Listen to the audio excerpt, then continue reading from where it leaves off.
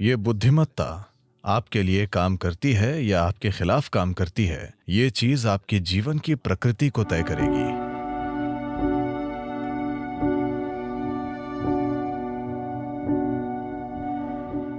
मैं आपको एक सरल प्रक्रिया सिखा सकता हूं, बस उसे कीजिए। जीवन नाटकीय रूप से बदल जाएगा। एक ऐसी बुद्धिमत्ता जिसे आपने कभी सोचा नहीं था कि संभव है, वो आपकी होगी।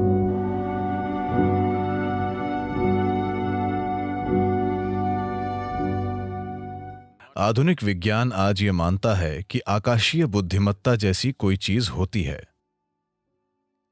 यानी अंतरिक्ष या खाली स्थान में एक तरह की बुद्धिमत्ता है।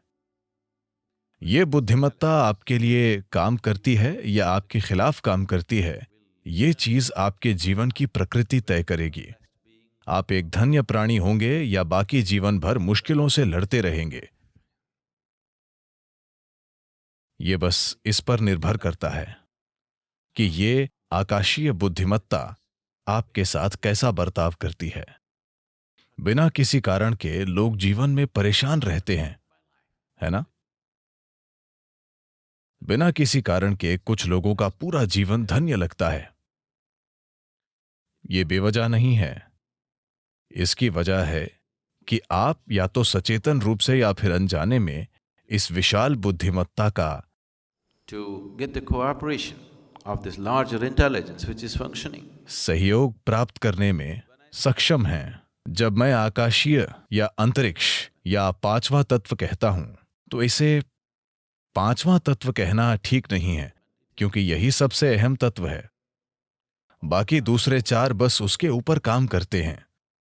मूल तत्व आकाश या अंतरिक्ष है, इसी पर दूसरे चार काम करते हैं। हम यहां एक गोल ग्रह पर बैठे हैं और यह घूम रहा है। पृथ्वी का घूमना, सौर मंडल, हर चीज। मैं चाहता हूं कि आप ये जान लें कि आकाश ने हर चीज को अपने स्थान पर थाम रखा है। आप अपने स्थान पर अपने आप नहीं बैठे हैं, इसीलिए नहीं कि आपके पास बैठने के लिए नितंब हैं।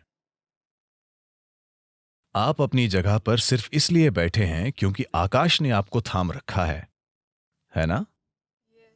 You think it's your buttock? आपको लगता है कि यह नितंब की वजह से है, आपके नितंब से नहीं। आकाश ने आपको थाम रखा है। आकाश ने पृथ्वी को अपनी जगह पर थाम रखा है। यह आकाश है जिसने सौर मंडल को थाम रखा है। यह आकाश है जिसने इस आकाश गंगा को थाम रखा है। आकाश ने ही पूरे ब्रह्मांड को थाम रखा है और कोई तार नहीं बंधा है। बस यूं ही, बस ऐसे ही थाम कर रखा है।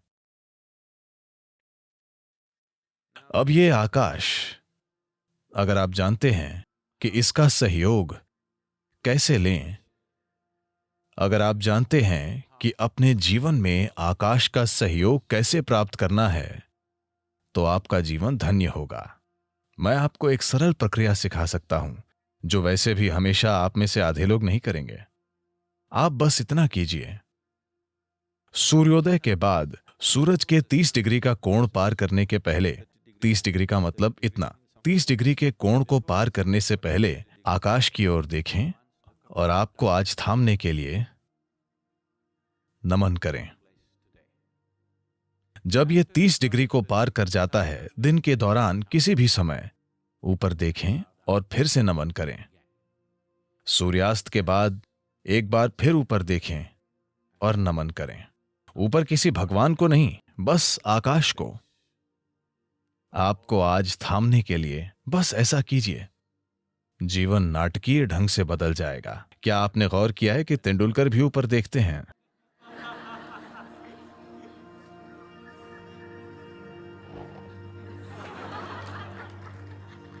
और क्या आपने देखा है कि सिर्फ वे ही नहीं, प्राचीन काल से जब इंसान ने युद्ध जीते या महान सफलता के क्षणों में, क्योंकि अनजाने में एक एहसास होता है। ठीक है, उनमें से कुछ लोग ऊपर वाले को देख रहे होंगे, पर उनमें से ज्यादातर जो लोग चोटी पर चढ़ने में सफल हुए, माउंट एवरेस्ट पर, तो ये स्वाभाविक रूप से होगा। क्या आपने ये देखा है, चाहे वो भाव स्पंदना या साम्यमा, जब आपने अनुभव के शिखर को छुआ, तब क्या आपने गौर किया कि आपका शरीर आभार से भर जाता है? शरीर भी आपकी जागरूकता के बिना ऐसे हो जाता है, क्योंकि कहीं ना कहीं एक समझ है, एक बुद्धिमत्ता मौजूद है जो ये पहचानती है। आप इसे सचेतन होकर दिन में 3 बार करें।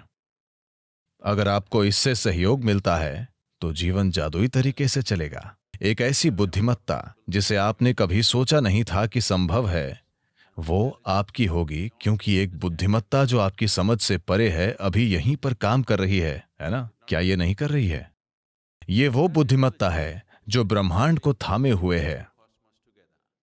ये वो बुद्धिमत्ता है जो सृष्टि का गर्भ है। It is in the womb of that intelligence all creation is happening. उस बुद्धिमत्ता के गर्भ में सारी सृष्टि घटित हो रही है और इसे आपके लिए नकारा नहीं गया है, उस तक पहुंच रोकी नहीं गई है। बात सिर्फ ये है कि आपने अभी उस ओर देखा ही नहीं। बात सिर्फ इतनी है कि आप अपनी छोटी सी दुनिया में इतने तल्लीन हैं।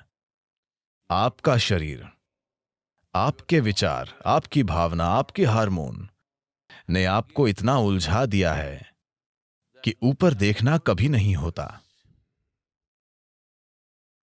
आप परे की किसी चीज पर कभी ध्यान नहीं देते, क्योंकि ये छोटी छोटी चीजें आप पर हावी हो गई हैं। इसी को हम माया कहते हैं। यही माया है। ऐसा नहीं है कि अस्तित्व मौजूद नहीं है, वो माया नहीं है। बात सिर्फ इतनी है कि ये माया है। जब कुछ इतना जबरदस्त और शानदार और विशाल घटित हो रहा है, तो ये छोटी चीजें आपको व्यस्त रखे हुए हैं और वे आपको ऐसा महसूस कराई हैं जैसे वे बाकी सब चीजों से ज्यादा असली हैं। इस सब का होना, ब्रह्मांड में आज तमामों शानदार चीजें हो रही हैं, बिल्कुल चमत्कारी और शानदार ढंग से, लेकिन विचार का एक छोटा सा कीड़ा आपके सिर में घूम रहा है और आपको व्यस्त रखता है। हाँ या नहीं? यही माया है। क्या आप समझे?